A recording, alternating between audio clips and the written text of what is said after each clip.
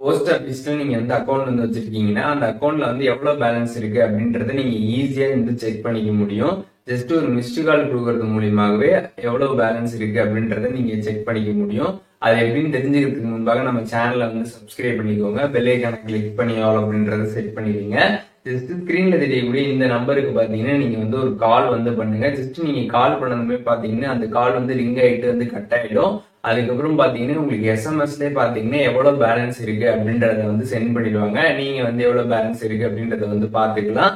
So நீங்க வந்து post ஆபீஸ்ல எந்த நம்பர் வந்து கொடுத்துருக்கீங்களோ அந்த நம்பர்ல இருந்தா நீங்க வந்து கால் வந்து பண்ணணும். வேற நம்பர்ல இருந்து நீங்க பண்றப்போ உங்களுக்கு இது வந்து ஒர்க் ஆகாது. அதனால எந்த நம்பர் நீங்க வந்து கொடுத்துருக்கீங்களோ அந்த நம்பர்ல இருந்து நீங்க வந்து கால் பண்ணாதான் வந்து பாத்தீங்கன்னா உங்களுக்கு எஸ்எம்எஸ்ல வந்து எவ்வளவு பேலன்ஸ் அப்படின்றத வந்து சென்ட் பண்ணுவாங்க.